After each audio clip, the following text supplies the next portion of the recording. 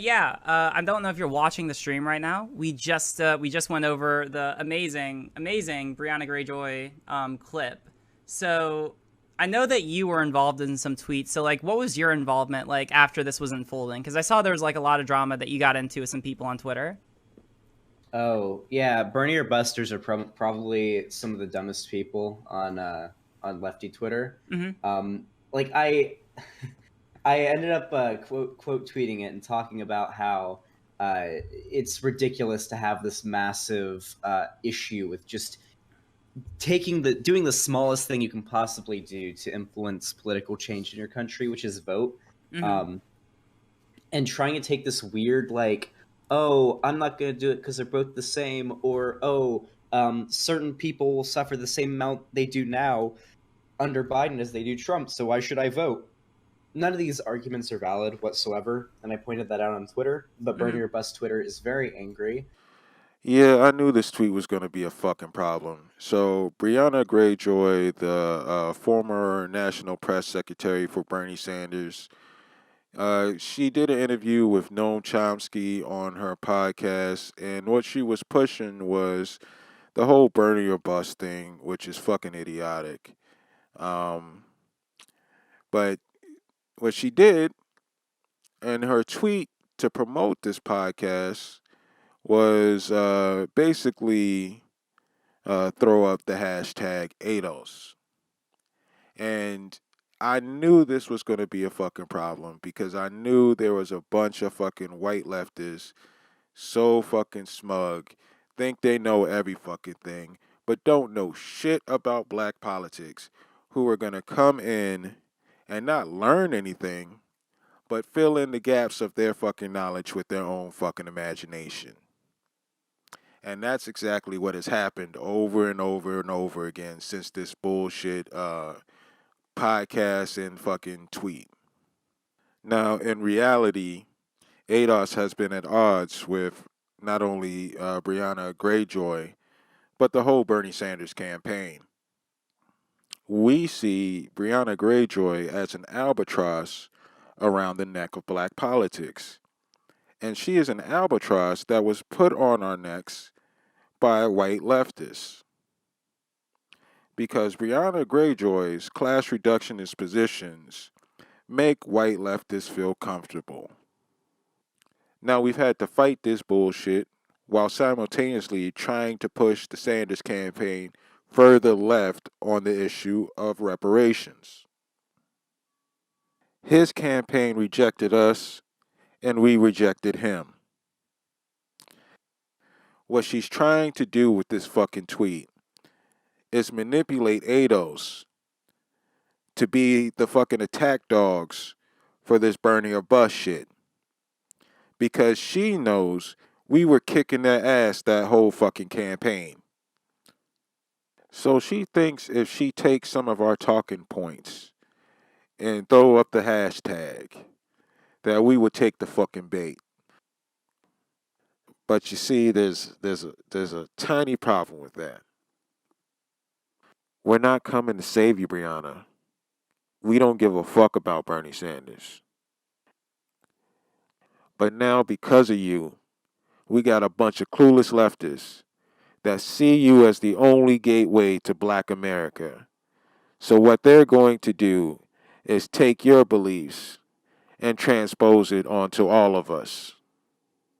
Frustrating.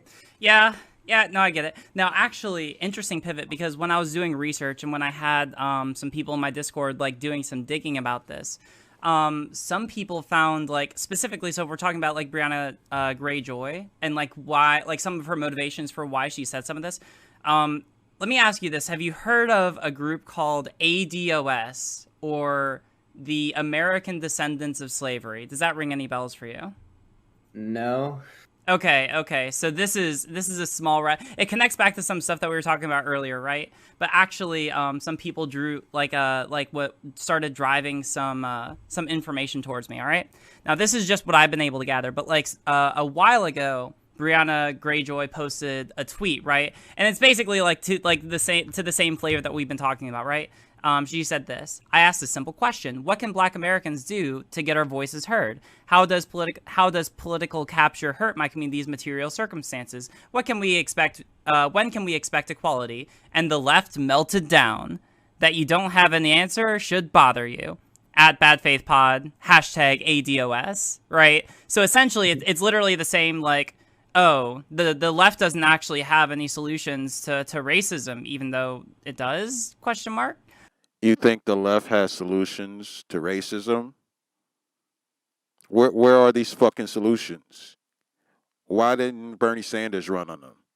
Like, what fucking policy does the left have that's going to solve the racial wealth gap? The only reason why Briahna Greyjoy has a position in politics is specifically because she wasn't going to talk about race. She was elevated because she was a young black face that would rather talk about class instead of race. That's why the Bernie Sanders campaign loved her. The only thing that the left was offering in regards to race during this whole Bernie Sanders campaign was some picture from the 1960s and a few tokens. During this election cycle, the thing that became most obvious to us is that black people who descend from American chattel slavery don't actually have any fucking allies in any corner of this political arena. I don't know. It's just kind of like a straw man, but also kind of like this vague Bernie or bust. Like, it's Bernie or bust, but also like with a very particular kind of like lens of race. And so I ended up asking. Oh my fucking God. We're not for a fucking candidate. We're for fucking reparations. So no, we're not fucking Bernie or busters. What the fuck was Bernie doing about race?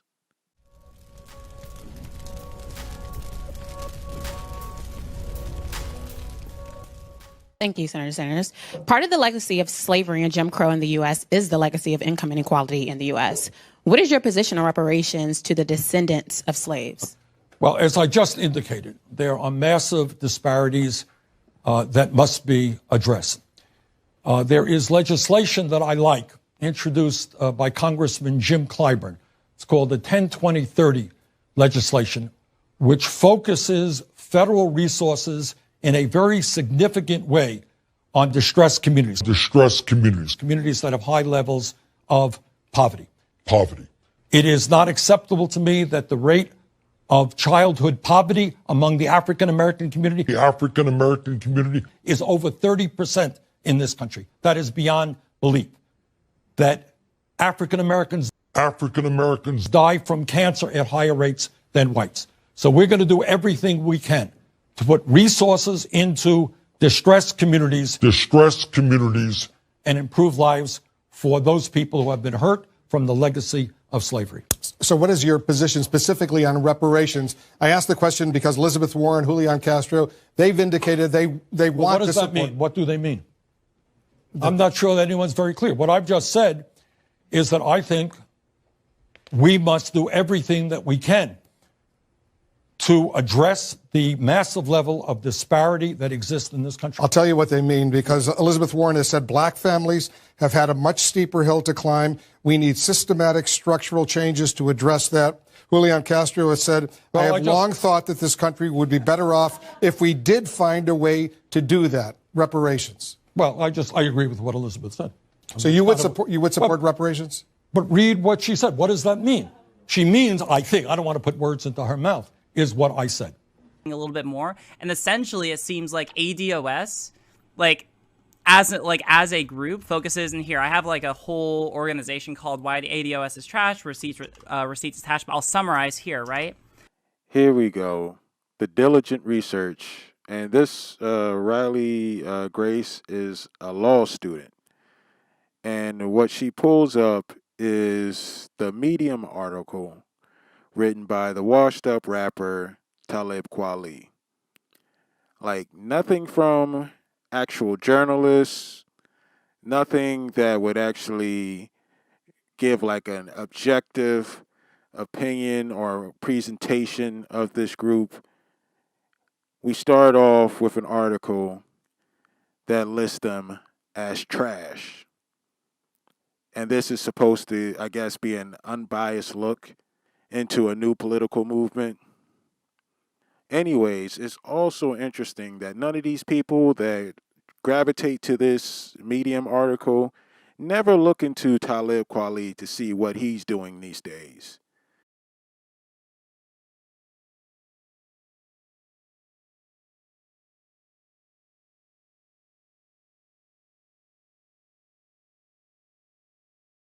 And one of his victims just happens to be a co-founder of ADOS. Essentially, it's kind of like an organization, a group, whatever you want to call it, that's focused on the idea that, like, because America has so disparagingly harmed people of color, that there is literally no saving, or, like, there's no way to be able to, through, like, standard or electoral means, be able to, like, adequately, kind of like repair the harm that's been done to the black community, right? People of color, the black community, or people of color, the black community. Oh, here they go, using people of color and black like it's interchangeable, when in reality they specifically mean black. But we'll get into that later. So our position is that the Democrat Party is taking advantage of black people. They aren't actually doing anything to justify our support. Now, if we're going to be completely honest, distressed communities. There isn't a political faction Distressed communities. Within the Democrat Party Poverty. Or the broader left Poverty. That is offering some type of solution that is sufficient enough to remedy the harm that has been done by slavery, black code laws, peonage, convict leasing, exclusion from the Homestead Act, exclusion from FHA subsidies, exclusion from the GI Bill, racial covenants, segregation, redlining, mass incarceration. I can actually go on and list more things. But this is why leftists seem so fucking silly when they talk like they have some actual solutions.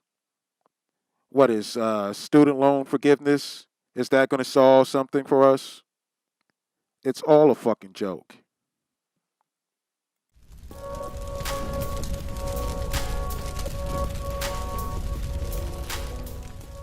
Ultimately, we can avoid all of this, and I'd love to avoid all of this, if we just put more effort into addressing the underlying racial disparities in this country. But nobody wants to do that. Which would be what real anti-redlining policies and reparations, not on race, it gets messy, but on class. Not on race, it gets messy, but on class. Because if you were poor 100 years ago and white, you had it better than if you're poor 100 years ago in black, for sure. But there are still issues you can fix across the board. 100 years ago, the American government was still denying former slaves 40 acres and a mule. But it did have the Homestead Act in effect, which largely excluded black people who descend from American chattel slavery. What's interesting about this conversation is that these two people are supposed to be from two opposite sides of the political spectrum, and yet they are so easily in agreement with leaving the racial hierarchy as is. In their minds, black people should not exceed the very bottom of white society. Even though the reason why reparations are to be paid is because of injuries that we receive from the American government that these other groups of poor people have not received. And that way you don't get a lot of really messy racial politics that might otherwise have felt like, what do? Like, you test people's blood. A goal that is associated with the redress component of reparations is to eliminate the racial wealth gap. And this would be done primarily through direct payments to eligible recipients, Black American descendants of U.S. slavery. In the book, we identify two standards for eligibility.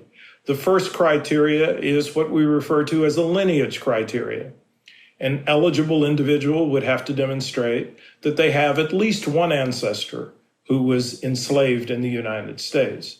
And the second criterion is what we refer to as an identity criterion.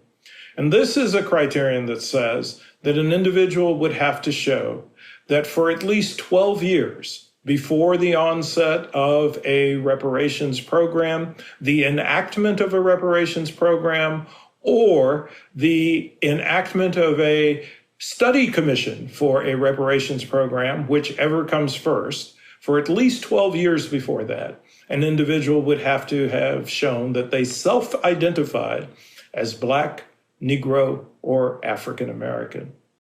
Like, what do? Like, you test people's blood, you know? Exactly. Yeah, right. I agree with that for sure. Yeah, that gets really, really messy. But nobody wants to do this. I mean, Republicans, Democrats, neither of them want to do this. But nobody wants to do this. Democrats, neither of them want to do this. I know, and this is contended in a lot of conservative circles, but I think an economist recently estimated that the damage done to the Black community in this country could be monetarily represented by a figure of like 14 trillion. And that's one estimate, of course. But it's just political. I mean, how do you actually estimate this of course, you know, there are different methods and methodologies. I'm not an economist. I can't fact check him. I know there are lower estimates as well, but we know this, you know. In the United States of America, for the longest time, the western reaches of this country, they didn't have roads, and they didn't have electricity, and they didn't have phone lines. And through an enormous expenditure of federal wealth, we put effort into bringing that infrastructure westward, because the investment brings about more educated people, encourages the development of more land, which allows for more people to live there, which means more money. And we're facing now the same issue, albeit in a much more sophisticated way, with a lot of poor communities in this country, a lot of which are Black or Latino, where we now know these communities are black holes of wealth. People will make fun of this. Like, why give money to the schools? It's a black hole. We could invest. We could prevent that from being a problem. But there are more poor white people than poor Black people. Sure, and we should invest, absolutely. But there are specific elements of Black poverty. To be fair, I think you already said reparations on class, not race anyway. Yeah, I get it. There are. And there's a disproportion of people of one race who might be wealthier or he's being held hostage by Tim in his basement. If you enact racial policy, you leave people poor and you don't actually solve the problem of poverty. So is our goal to just say we want to help one race, ignoring all the others, or do we want to end poverty? In which case, these programs should be ended and our policies should be based on class and not race, so long as we've gotten rid of racism in our laws. Sure, the racial, of course. Well, there are racial disparities that'll need to be addressed as well. If you have Black folk on average in a certain place and white folk on average in a better place, lifting people out of poverty won't fix the respective divide between Black and white people. It'll just level the pot in general. If you have Black folk on average in a certain place and white folk on average in a better place, lifting people out of poverty won't fix the respective divide between Black and white people. It'll just level the pot in general. So here we have a white leftist socialist explaining to this guy who is a cheerleader for the alt-right how the left plans to screw the American descendants of slavery out of reparations. The alt-right motherfucker is receptive to this idea because he understands that this will not change the racial hierarchy in America. The white leftist admits the con game of using the term reparations to screw Black people, and they find common ground on the idea of Black people remaining at the bottom of this society. And you still believe these are your fucking allies? By 1968, you can't say nigga, that hurts you, backfire, so you say stuff like forced busing, states' rights and all that stuff. And you're getting so abstract now, you're talking about cutting taxes and all of these things you're talking about are totally economic things, and the byproduct of them is Blacks get hurt worse than whites. My actual first ever engagement with Briahna Greyjoy, Theon Greyjoy here, was when she saw some statistics that said that older people of color overwhelmingly support Biden, like overwhelmingly, and she ended up deleting this tweet because it was so bad. She ended up tweeting, "Old Black people are not people of color. They don't represent us," or something along those lines. So the meme at the time was everyone... Hold on. Do you guys remember when this fucking bitch, when she said she was encountered with the data that people of color overwhelmingly supported Biden during the primaries, which is true. Now, there were old Black people that supported Biden. That was the majority of these people of color. And Briahna Joy got so mad about this, she said, it was very badly worded, but it's such a good meme. It's such a fantastic meme. Old Black people aren't people of color. This was Briahna Greyjoy trying to co-opt the rhetoric of ADOS in regards to the doublespeak that we hear from leftists in regards to the term people of color. People of color is a vague term that is supposed to stand for non-white people. What often happens is that it's used as a politically correct way of saying black people. But a lot of black people are taking offense to this now because we have noticed a game that has been played with this people of color term and terms like minority and so on and so forth. You use these terms in front of us in a way to where it implies that you're talking about black people. Then when it's time to write policy, you use the term people of color as a way to avoid doing something specifically for black people, or as a way to undermine any policy that was supposed to be specifically for black people. So instead of getting policy that is specifically made to remedy our situation, we get this policy that is non-specific and is used to help a bunch of different other groups who haven't experienced exactly what we have gone through. And ultimately, what this does is dilute any benefits that would improve the social economic standings of ADOS people.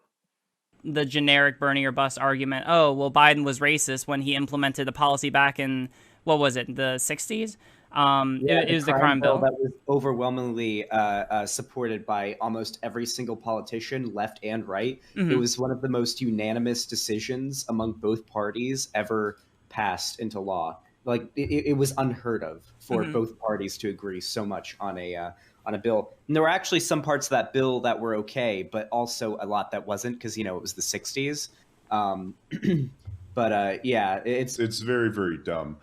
All right, so I think they're referring to the 94 crime bill. I have no clue why they're talking about the 60s, but generally when people talk about this, they're talking about the 94 crime bill.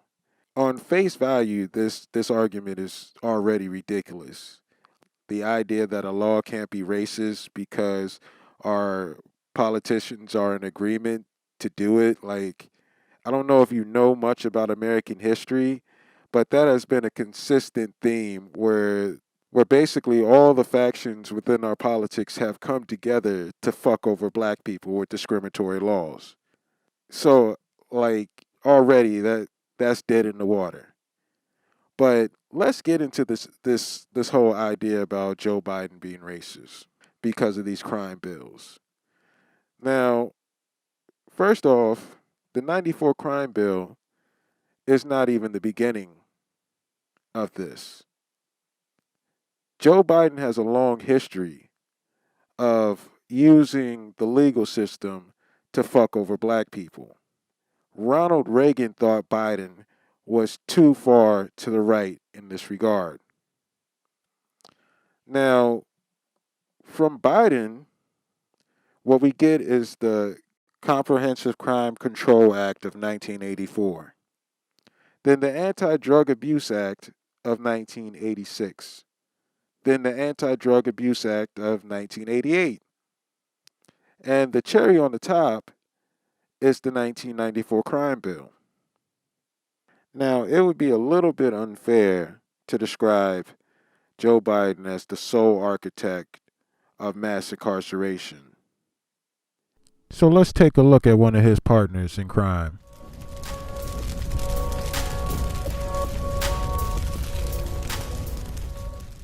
There's not enough troops in the army to force their southern people to break down segregation and admit the Negro race into our theaters, into our swimming pools, into our homes, and into our... Strom Thurmond is remembered today as one of the great American hypocrites. He was the firebrand segregationist who had a black daughter. This was the revelation that came out after his death. We also know Thurmond as the Dixiecrat candidate in 48, the author of the Southern Manifesto in 56, and the record holder, even to this day, of the longest filibuster, 24 hours and 18 minutes, that he spoke against the 1957 Civil Rights Act. We know Thurman is one of the last of the Jim Crow demagogues. I came to the United States Senate, a 29-year-old fellow, out of the civil rights movement, a public defender, and turns out one of my closest friends ends up being Strom Thurmond, a man whose background and interest at that time when I came were considerably different than mine. If you had told me when I entered the United States Senate that one of the people that I would have the closest relationship with in the Senate would be Strom Thurmond, I'd have told you you were crazy. Because as Strom told me, he said, Joe, if there has to be a Democrat as president, and I hope it won't happen, he said, it might as well be you. And after I dropped out of the race, he came to me and said, don't worry about it. He said, you got a good 30 years left to try.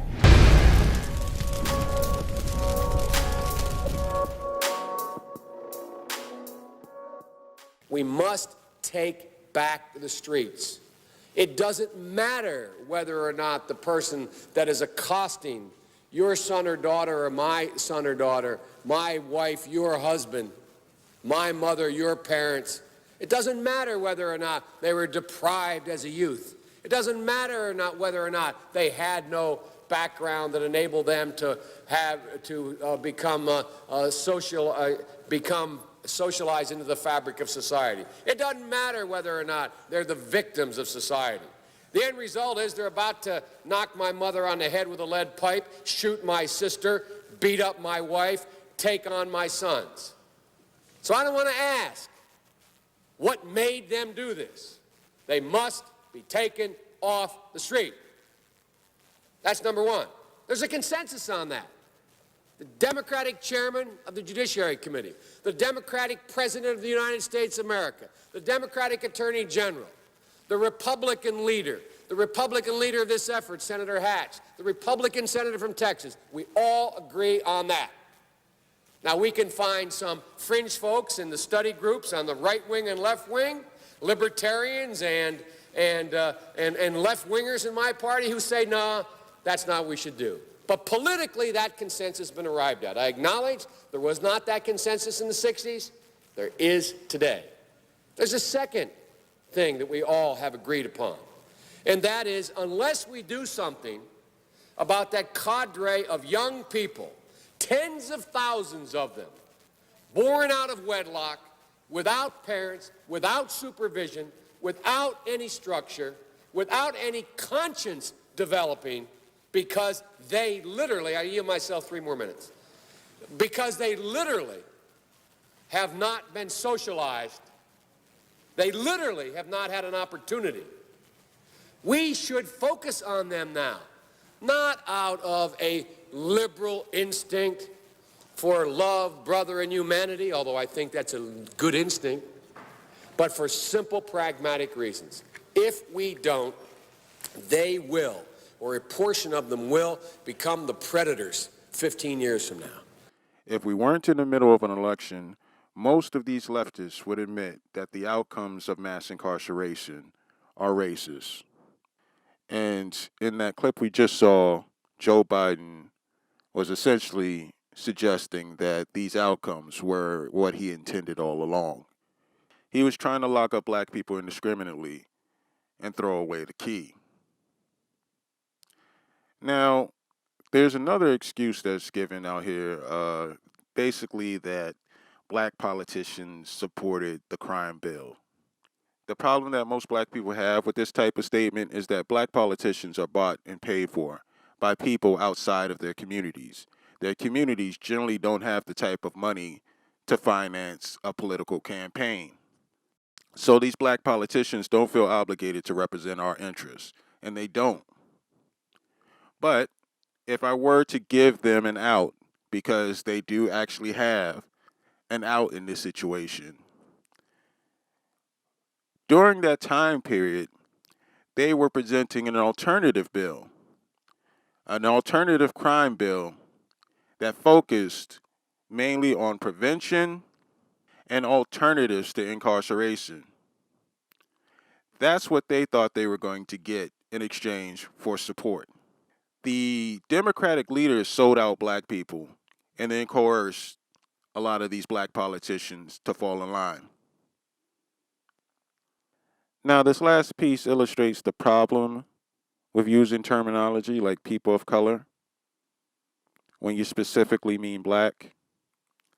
There's this talking point to defend the 94 crime bill, and it's based on a Gallup poll that I can't find the original, but when I look at the reporting, we get conflicting messages. Some reporting suggests that 58% of black people supported the 94 crime bill. And then we have other reporting that suggests 58% of non-whites supported the 94 crime bill. Well, obviously, 58% isn't some great majority. And if you're including other minority groups in that 58%, then it's very likely that the majority of black people did not support the 94 crime bill. And this little mix-up in terminology can drastically change the perspective around what we're talking about. And this is why we're focusing on specificity. We want things to be very, very clear. We don't want to hear any vague terms like people of color, like minority, like underprivileged communities. None of this bullshit. But I want to be perfectly clear. Even if that 58% were black, even if we were able to confirm that all of those black politicians had the same motivation of just blind support for the 94 crime bill, black people can knowingly and unknowingly be tools of white supremacy. This is something that lefties can understand when they're talking about black conservatives or black Republicans. They throw this out all the time. But when you're talking about someone on their team, they pretend like they don't understand this concept anymore. So none of these are valid excuses to, I guess, take away any claim of racism in regards to the 94 crime bill or in regards to Joe Biden. But to finish this video up, I think we need to go back to the end of their discussion about ADOS. It's essentially just like a rejection of like the idea, like it's a pure rejection of the idea of like harm reduction. So like voting for Biden, it's a pure, like it's essentially like everything that we've been talking about distilled down into like a movement centered around the idea that like, oh, well, white leftists have failed us, so we might as well just say, fuck the system, we're doing our own thing. And if you try to talk over us, well, you ain't black, so you have nothing to say. I think the most frustrating part for black people is that there's some expectation that we have to entertain your ignorance and calmly wade through your arrogant delusions to try to make you understand basic motherfucking things that you should be able to figure out on your own. Maybe what's getting lost in the translation when white people describe these interactions is that we don't want to waste our time and energy fighting through your delusions of grandeur, trying to get you to understand basic reality because you can't see past your own experience. So ultimately, what we tend to do is dismiss your opinion, not just because you're white, but because you don't know what the fuck you're talking about.